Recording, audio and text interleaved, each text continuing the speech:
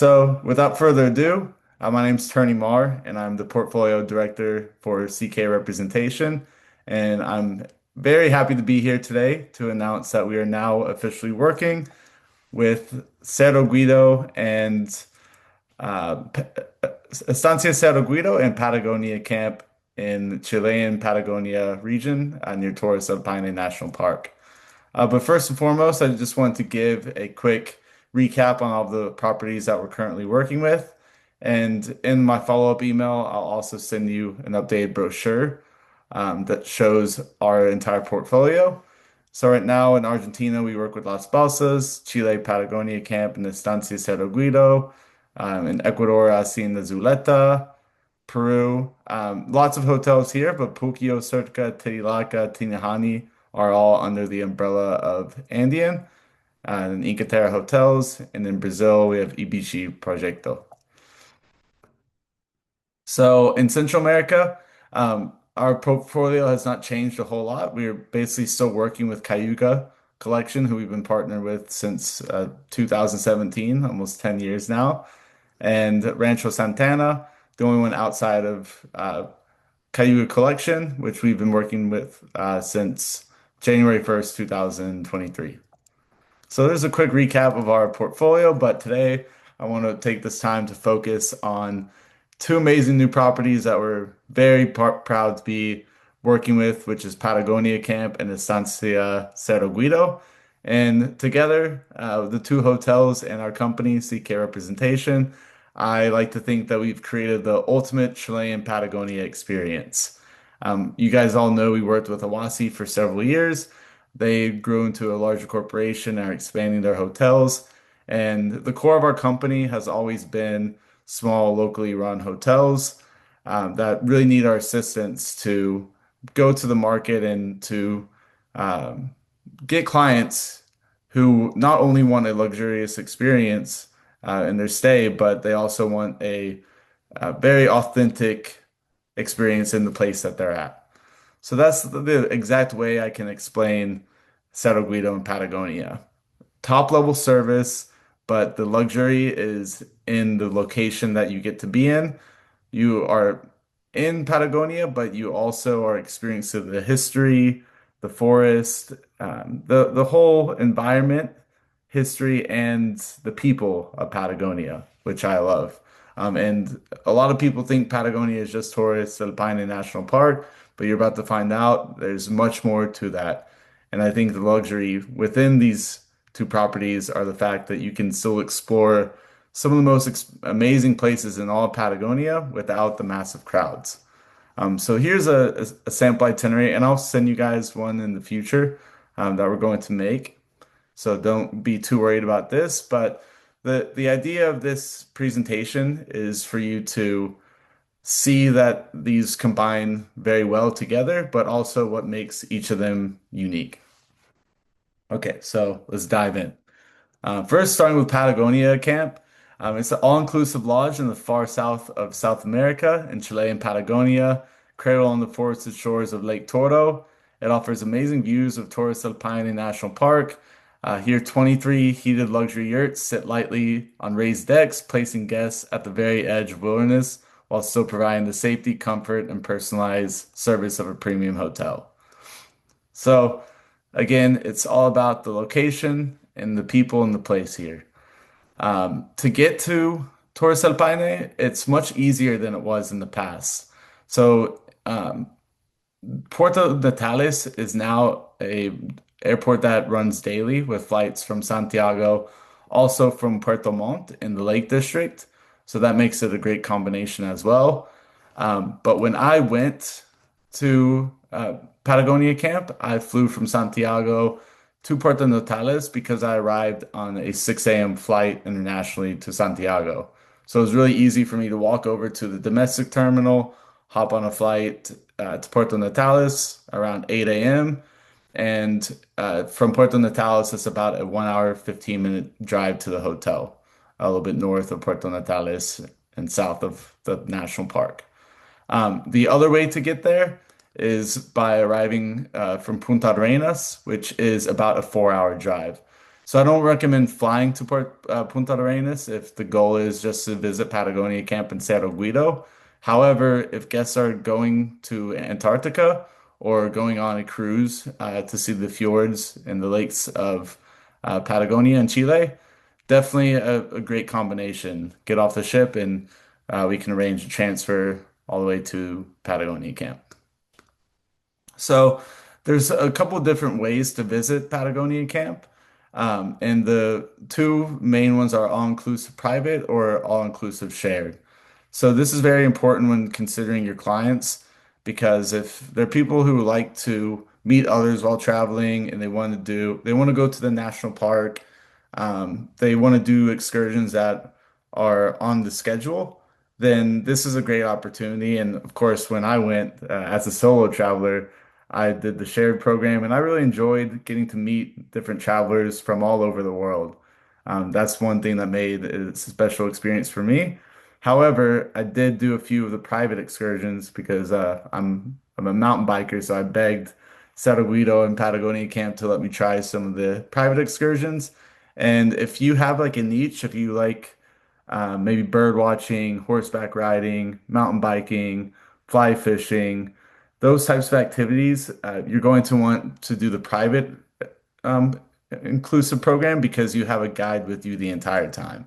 So for me, this is what was really special about Patagonia Camp in Cerro Guido. You have the opportunity to do the shared or the private. So it's got a little bit of something for everybody. Here's a little bit more about the yurts.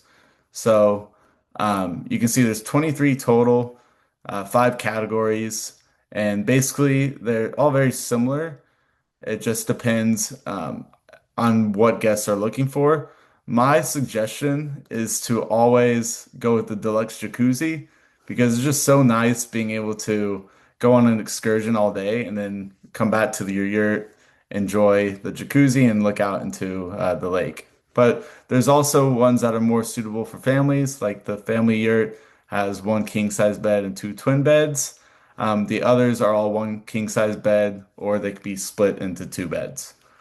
So, um, always just ask me before you book which one is the most appropriate. But really, it comes down a lot of times to availability.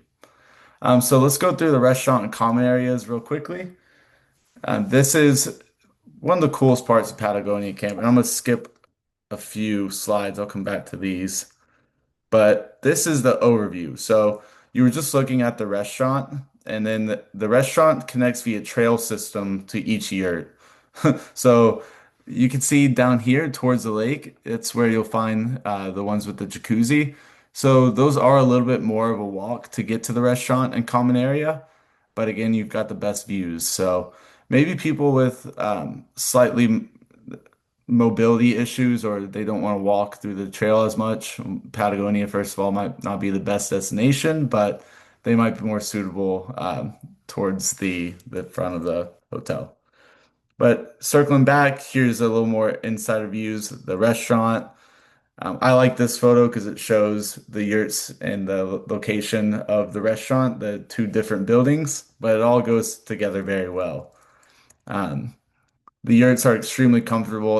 I wouldn't really call it glamping because they are enclosed. They have central heating. I love the sunroof up top. They've got full bathrooms as well. So it's hard to call it glamping. It's more of it is a yurt, but it is a luxury stay within the environment that it's at. This picture is important because the food and bev is one of my favorite parts of Patagonia Camp. The bartenders will get to know you by the first name, all the waiters as well, and they'll know exactly your favorite drink by the end of the first night. So you can go and do taste testings with them. Alcohol is included, but if you want the premium alcohol selection, you have to pay an extra fee. Of course, you're going coming to Patagonia. You've got to get all the meats, all the local delicacies, and Patagonia Camp does a fantastic job of creating very unique dishes to the region. So everything is locally sourced. You're not going to find salmon from Norway on the menu. Okay, so here's the main area. This is when you arrive. You meet your guide and you plan your excursions for the duration of your stay. They also have a wonderful shop here. If you happen to forget a jacket, you can buy one with the Patagonia Camp logo on it. Again, the overview, and then some pictures to give you a better look inside of the property. Okay, so no questions yet. This is a view of the hot tub. So again, the jacuzzi after you do excursions all day, hard to beat. So I don't have a ton of photos to show you guys because there's literally endless excursions to choose from. Like you could spend probably a month at Patagonia camp and not complete the whole program. Awesome, Amy. I'm so glad you got to go there. But yeah, the first part of the excursions, there's going to be three different parts. So the first one is self-guided hikes. This is not something you typically see at hotels in Latin America. We have some of these options at our hotels in the hotels we work with in Central America. For example, like Arena Salmar, there's a small trail around the property that you can go visit. But this is to the next level. They'll give you a walkie-talkie, a map, a heated blanket, and a first aid kit just in case anything happens and if you need to contact the hotel for anything. So they do allow you to go out on your own, but they're very safe about it and they've got protocols in place. So they always know where you're at and you have the walkie-talkie to contact them. So for people who like to get out into nature and experience the quietness and the vastness on your own, it's an excellent place to do this. I spent an entire day doing self-guided excursions, and it was amazing just to truly get away from everything. The second is the guided excursions on property. So this is kayaking on Lake Toro with the views of the Andes in front of you. You have to wear a full dry suit, so that is a little bit of a pain to get on, but how often do you have a chance to kayak through Patagonia with no one else there? So that's one very special part about Patagonia Camp is that you're coming here to see the forest, the lake, and truly enjoy the nature aspect of Patagonia Camp or of the Patagonia region. So there are the excursions to do on site, which I highly recommend. But of course, guests are always going to want to go to Torres del Paine National Park, and those excursions, like the one here, the base camp, they are uh, included in the shared and private programs, so you can do them on either or. Same with the on-site guided excursions. I did not get a chance to go here, but I really want to. It's some Moldanon Cave, and it's in the Torres del Paine National Park, so this is also one of the excursions they offer. And again, we'd be here all day if I told you every single tour on the tour book. But that's all on our website, which I'll teach you how to use at the end. So external excursions, these are only available on the private basis, and that's if anyone wants to do anything specific, uh, especially fly fishing or bird watching. These are two programs that Patagonia Camp can arrange. It's just going to be an additional cost on top of choosing the private guide tours. Okay, so we are through with Patagonia Camp for the meantime, and I'm gonna take you guys over to Estancia Cerro Guido. So let me make sure there's no questions.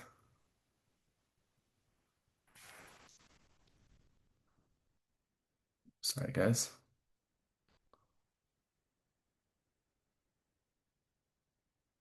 Okay, I'll save questions for the end. It doesn't want to pop up, but you get to see Patagonia Camp again. All right, so Cerro Guido, it is about a 1 hour, 30-minute drive from Patagonia Camp. And this is a nice map to see because I showed you Puerto Natales, the new airport it's not a new airport, but they have daily flights that arrive from Santiago and Puerto Montt, which wasn't the case in the past. You used to have to come all the way from Punta Arenas to the 4 hour drive just to get to Patagonia Camp.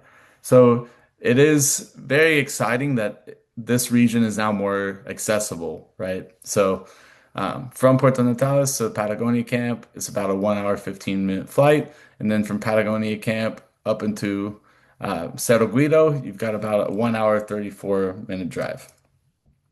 And the landscape completely changes. So the reason that I think you really shouldn't go to Patagonia camp unless you combine it with Cerro Guido and vice versa is because it allows you to get the full encompassing experience of Chilean Patagonia. You can see here, this is really towards the Torres del Paine National Park. But as you exit Patagonia Camp, it becomes very flat, and you enter the Estancia region, where you'll see the vicuñas. There's lots of fox, and especially the puma. So people wanting to see the puma typically come to Cerro Guido.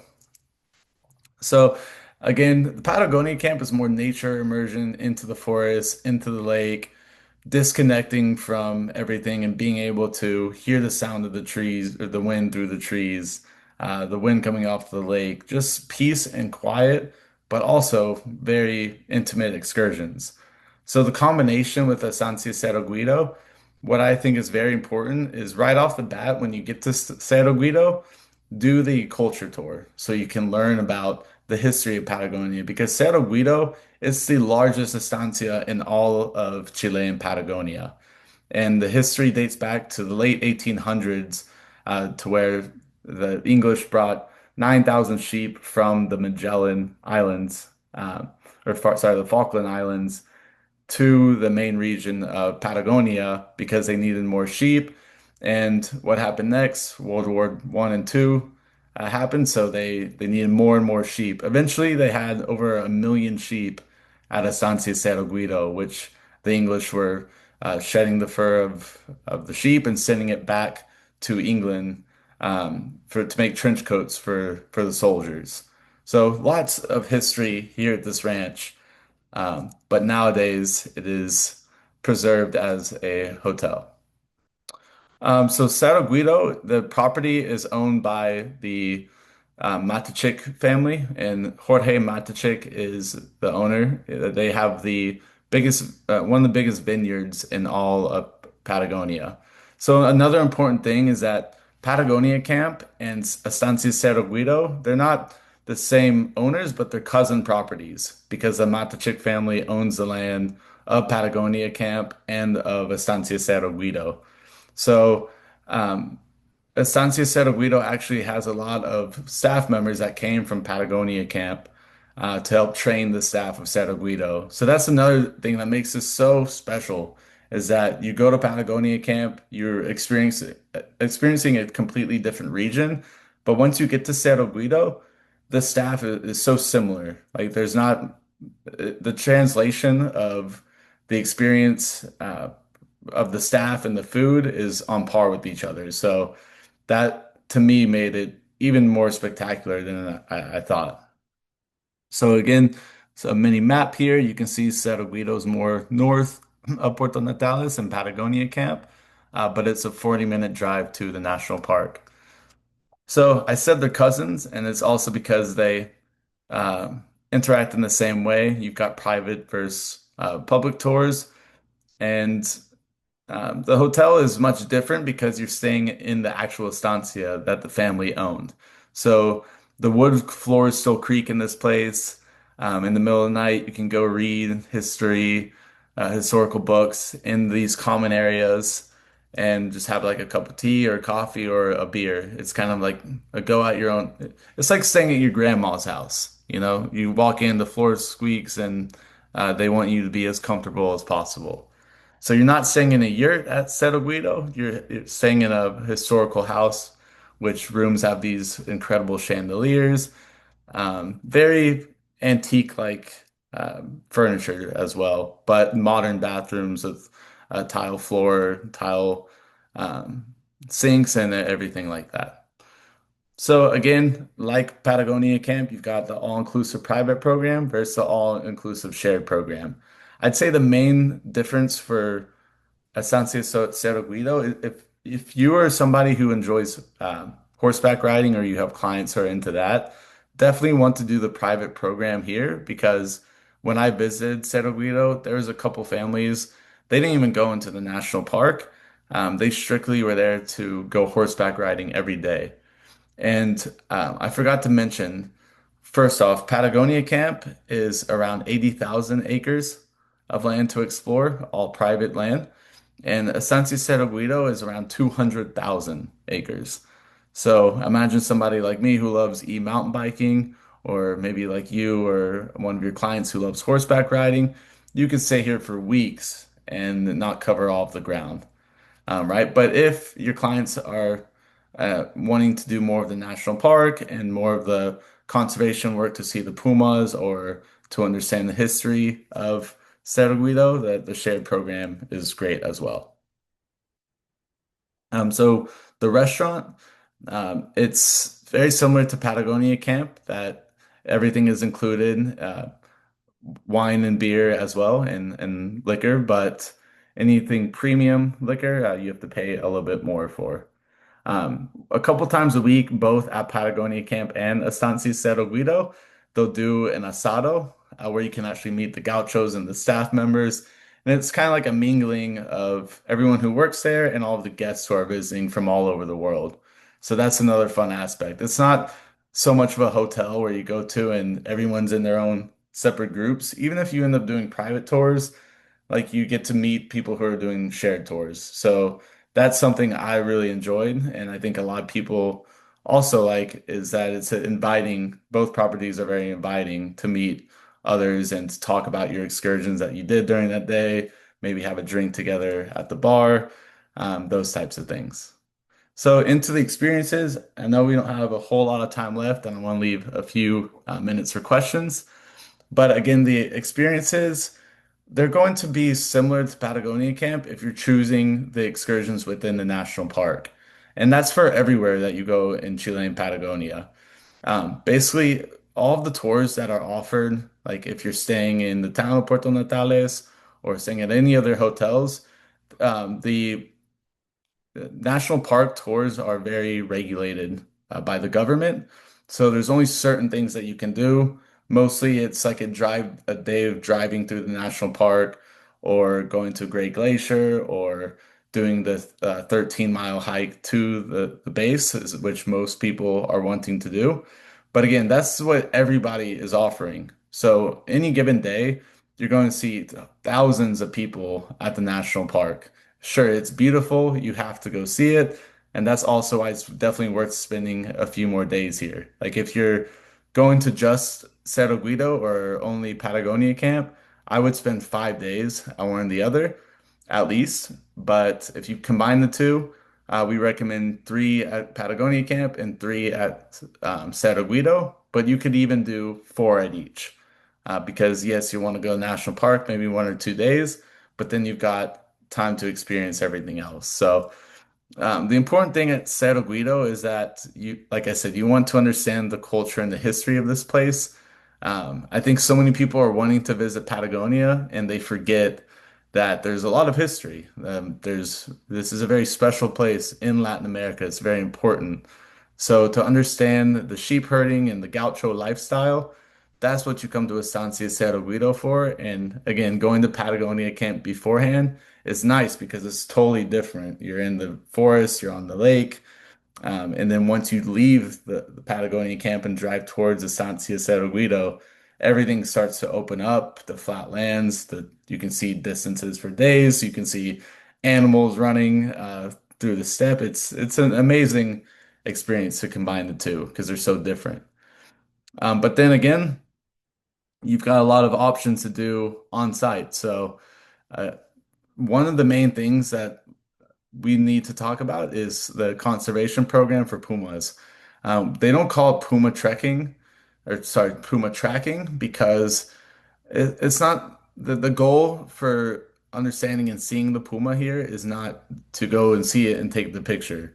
The idea is to understand why the pumas are were able to see them again, and a lot of it is thanks to Cerro Guido's Fundación de Cerro Guido um, nonprofit for the pumas. Basically, they've created, or they didn't create, no one created the dogs, but I'll go back to these other photos. These sheepdogs have been bred and brought to Patagonia to help the puma population.